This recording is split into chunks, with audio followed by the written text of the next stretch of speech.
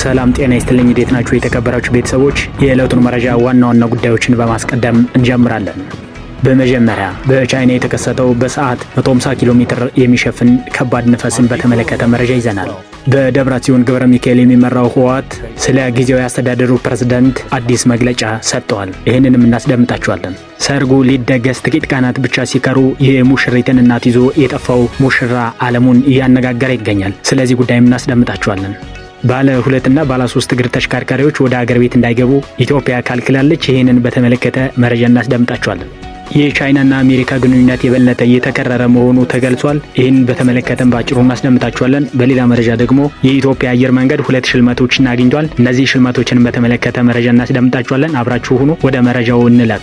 በቻይና የተከሰተው በሰዓት 150 ኪሎ ሜትር የሚሸፍን ከባድ ነፋስ ባለፉት 10 ዓመታት ከተመዘገቡት የመጀመሪያው ሲሆን ከ300 በላይ ግዙፍ ዛፎችን ገንድሶ ጥሏል። በቻይና ሰሜናዊ ክፍል ዝናብ የቀለቀለ ከባድ ነፋስ መከሰቱን ተከትሎ የሰውነት ክብደት መጠናቸው ከ50 ኪሎ ግራም በታች የሆኑ ዜጎቿ ከመኖሪያቸው እንዳይወጡ ሀገሪቷ አሳውቃለች። ከሀገሪቱ ደቡባዊ አዋሳኝ ሞንጋሊያ መነሻውን ያደረገው ነፋስ በሰዓት 150 ኪሎ ሜትር በመሸፈን ቤጂንግ፣ ቲያጂንና ሄበን ጨምሮ የቻይናን ሰሜናዊ ክፍሎች እየመታ ይገኛል ተብሏል። የነፋሱ ጥንካሬ ከ1 እስከ 17 ባለ ደረጃ የሚለካ ሲሆን አሁን ላይ የተከሰተው ከባድ ነፋስ ባለፉት 10 ዓመታት ከተመዘገቡት የመጀመሪያው መሆኑ ተገልጿል። የተከሰተው ከባድ ነፋስ ደረጃ 13 ሲሆን ዝናብ፣ በረዶና ነጎድጓድ የቀለቀለ መሆኑን የቻይና አየር ትንበያ ኤጀንሲ ጠቁሟል። በሁነቱ በሰው ሕይወት ላይ የደረሰ ምንም አይነት ጉዳት እንደሌለ ያመለከተው ኤጀንሲው ከ300 በላይ ግዙፍ ዛፎች ተገንድሶ መውደቃቸውን ጠቁሟል። ይህን ተከትሎ የሰውነት ክብደታቸው ከ50 ኪሎ ግራም በታች የሚመዝኑ ዜጎች በንፋሱ እንዳይወሰዱ በማሰብ ከመኖሪያቸው እንዳይወጡ ማስጠንቀቂያ ተሰጥቷል። በሌላ መረጃ ሰርጉ ሊደገስ 9 ቀናት ሲቀሩት አማቹን ወይንም የሙሽሪትን እናት ይዞ የጠፋው ሙሽራ እያነጋገረ ይገኛል። የ20 ዓመት ወጣት ነው የተባለው ሙሽራ ሰርጉ ሊደገስ ሳምንት ሲቀረው ሊያገባት እየተዘጋጀ የነበራቸዋን እንስት እናት ከሆኑት የ40 ዓመት ሰው ጋር መጥፋቱ የበርካቶችን ትኩረት የሳበ ጉዳይ ሆኗል።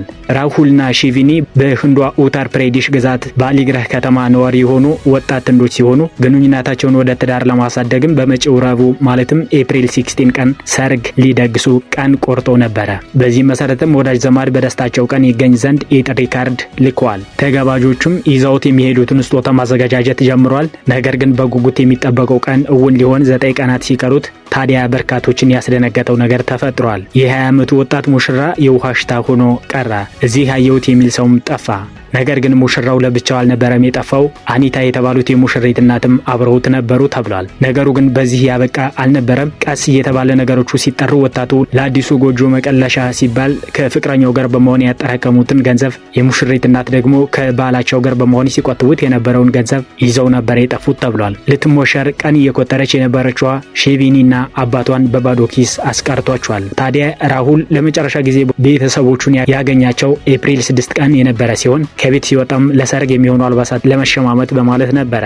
ነገር ግን የዛን ላት ቀን ምሽት ለአባቱ በመደወል ከከተማ እየወጣ እንደሆነና እሱን በመፈለግ ጊዜውን እንዳያበክን ይነግረዋል። የሙሽሪት እናትም ታዲያ በተመሳሳይ ቀን ነበረ ለልጃቸውም ሆነ ለባለቤታቸው ምንም መልእክት ሳያስቀምጡ ከቤት ወጥተው የቀሩት ተብሏል። ታዲያ በጉዳዩ ላይ አስተያየት የሰጠችው ሻቪኒ ፍቅረኛዬና እናቴ ለየት ያለ ግንኙነት እንደነበራቸው እጠራጠር ነበረ። እኔ ኤፕሪል 16 ላገባው ነበር፣ ነገር ግን ይህ ከመሆኑ በፊት ከእናቴ ጋር ተያይዞ ጠፉ ስትል ተደምጣለች። አስለም ራሁልና እናቴ ላለፉት 3 እና 4 ወራት ለረጅም ሰዓታት በስልክ ያወሩ ነበረ። በመጨረሻም እናቴ ያለንን ሁሉ ገንዘብ ይዛብን ሄዳለች፣ ልቤንም ሰብሯለች። ከዚህ በኋላ የፈለገችውን ማድረግ ትችላለች። ዝምድናችን ተበጥሷል። ነገር ግን ከኛ የወሰደችውን ጌጣጌጥና ገንዘብ እንዲመለስልን እንፈልጋለን ስትል ጠይቃለች።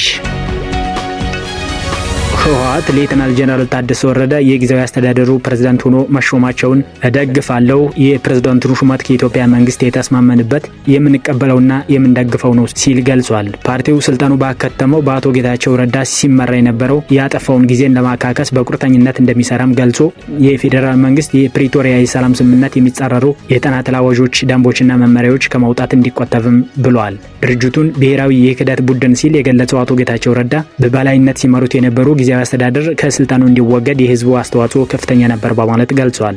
የቀድሞው የጊዜያዊ አስተዳደሩ ፕሬዝዳንትና የአሁኑ የጠቅላይ ሚኒስትሩ የምስራቅ አፍሪካ ጉዳዮች አማካሪ ሚኒስትር አቶ ጌታቸው ረዳ ከቀናት በፊት ከቢቢሲ ፎከስ ኦን አፍሪካ ጋር በነበራቸው ቆይታ አዲሱ ፕሬዝዳንት ሊገጥማቸው ስለሚችል ተግዳሮት ተናግሮ ነበረ። በዚህም ፓርቲው ፕሬዝዳንቱን እንደሾመው ያስባል፣ ጠቅላይ ሚኒስትሩ ደግሞ ራሳቸው እንደሾሙት ይናገራሉ። እንዳለመታደል ያጋጥመዋል ብዬ የማስበው አንዱ ተግዳሮት አሁንም ስልጣኑን ጠቅልሎ ለመያዝ ከሚፈልገው የህወሓት አንጃ የሚመጣው ከቁጥጥር ውጪ የሆነ የስልጣን ጥማት ነው ብሎት ነበረ። ፕሬዝዳንቱ ይህንን የመጋፈጥ አቅምና ክህሎቱ ይኖራቸዋል ወይ የሚለው ጉዳይ ወደፊት የሚታይ እንደሆነ ገልጸዋል። ባለ 2ና ባለ 3 እግር ተሽከርካሪዎች ወደ ሀገር ውስጥ እንዳይገቡ ተወሰነ። በነዳጅ የሚሰሩ ባለ 2ና ባለ 3 እግር ተሽከርካሪዎች ወደ ሀገር ውስጥ እንዳይገቡ መወሰኑን የትራንስፖርትና ሎጂስቲክስ ሚኒስቴር አሳወቀ። በተለምዶ ባጃጅ የሚባሉት ባለ 3 እግር ተሽከርካሪዎችና ባለ 2 እግር ሞተር ብስክሌቶች ወደ ሀገር ውስጥ ማስገባት እንደማይቻል የትራንስፖርትና ሎጂስቲክስ ሚኒስትር ዴኤታ አቶ በሪሁ ሐሰን ተናግረዋል። ሚኒስትር ዴኤታው ይህን ያሉት ሚያዝያ 2 ቀን 2017 ዓ.ም አሃድ ቢዝነስ ግሩፕ በሀገር ውስጥ የተመረቱ በኤሌክትሪክ የሚሰሩ ባለ 2ና ባለ 3 እግር ተሽከርካሪዎችን ለገበያ ማቅረቡን በወዳጅነት ፓርክ በተዘጋጀ ስነ ስርዓት ሲያስታውቅ ነበረ። ኢትዮጵያ በየዓመቱ ለነዳጅ እስከ 6 ቢሊዮን ብር እንደምታወጣ የተናገሩት አቶ በሪሁ በታዳሽ ኃይል ላይ ያለንን እምቅ አቅም ተጠቅመን ከውጭ የሚገባውን ደረጃውን ያልጠበቀ ነዳጅ ላይ ጥገኛ ከመሆንና አዙሪት ውስጥ ከመግባት ይልቅ በኤሌክትሪክ የሚሰሩ ተሽከርካሪዎችን እንደ አማራጭ መውሰድ አለብን ብለዋል። በሌላ አጭር መረጃ የኢትዮጵያ አየር መንገድ 2 ሽልማቶችን አገኘ። የኢትዮጵያ አየር መንገድ በአፍሪካ ምርጥ የበረራ ላይ ምግብ አቅርቦት አየር መንገድና በአፍሪካ በቀዳሚነት በተረከባቸው ኤርባስ A350 _1000 አውሮፕላኖቹ በሚሰጣቸው ዘመናዊ አገልግሎቶች 2 ሽልማቶችን አግኝቷል። አየር መንገዱ በጀርመን ሃምቡርግ በተካሄዱ 2 መርሃ ግብሮች ላይ በአፍሪካ ምርጥ የበረራ ላይ የምግብ አቅርቦት አየር መንገድና በአፍሪካ በቀዳሚነት በተረከባቸው A350 _1000 አውሮፕላኖቹ በሚሰጣቸው ዘመናዊ አገልግሎቶች ካቢን ኮንሴፕት ኦፍ ዘ የር 2025 ሽልማቶችን ተቀብሏል። እነዚህ ሽልማቶች የኢትዮጵያ አየር መንገድ ለሚሰጣቸው አገልግሎቶች ዓለም አቀፍ እውቅና ያጎናጸፉና በዓለም ደረጃ ያለውን ተወዳዳሪነት የሚያጠናክሩ መሆናቸውን ከአየር መንገዱ የተገኘው መረጃ ይጠቁማል። ቻይና በአሜሪካን ባለስልጣናት ላይ አዲስ እገዳ ጥላለች። የቻይናና አሜሪካ ግንኙነት የበለጠ እየተከረረ መሆኑም ተናግሯል። ቲቤትን አስመልክቶ በተፈጠረ ውዝግብ በተወሰኑ የአሜሪካ ባለስልጣናት ላይ የቪዛ እገዳ መጣሉን የቻይና ውጭ ጉዳይ ሚኒስቴር አስታውቋል። ቤጂንግ ውሳኔውን ያስተላለፈችው ከ2 ሳምንት በፊት ዋሽንግተን በቻይና ባለስልጣናት ላይ የቪዛ እገዳ መጣሏን ተከትሎ መሆኑ ተገልጿል። የቻይና ኮሚኒስት ፓርቲ የአሜሪካን ዲፕሎማቶች፣ ጋዜጠኞችና ሌሎች ዓለም አቀፍ ሰዎች ወደ ቲቤትን የሚያደርጉትን ጉዞ መከልከሉን ተገቢ አይደለም ስትል አሜሪካ ክስ አቅርባለች። የቻይና ውጭ ጉዳይ ሚኒስቴር ቃል አቀባይ ሊኒጂያን የቲቤት ጉዳይ የቻይና የሀገር ውስጥ ጉዳይ በመሆኑ ማንም ጣልቃ መግባት አይችልም ሲሉ ከገለጹ በኋላ አሜሪካ ዓለም አቀፍ ሕግን እየጣሰች ነው ሲሉ ወቅሷል። ቲቤት ለሁሉም በሯ ክፍት ሲሆን ከሁሉም ሀገራት የሚመጡ ጎብኚዎችን ለመቀበል ሁሌም ዝግጁ ናት ያሉት ሊን፣ ነገር ግን ቻይና የየትኛውም ሀገር ጣልቃ ገብነት እንደማትፈቅድ አስጠንቅቋል። ቤጂንግና ዋሽንግተን በታሪፍ ጉዳይ ላይ ከሰሞኑ ውጥረት ውስጥ መግባታቸው በሁለቱ ሀገራት መካከል ያለውን ግንኙነት ጥያቄ ውስጥ መክተቱን ሮይተርስ ዘግቧል። በመቀጠልም ቻይና አሜሪካ የጣለችውን 145% የንግድ ታሪፍ እንድታነሳ አስጠንቅቃለች። የተከበራችሁ ተመልካቾች የዛሬውን መረጃ ዜጋ በቃን። ስለምታዳምጡ እናመሰግናለን። ሰላም ሁኑ።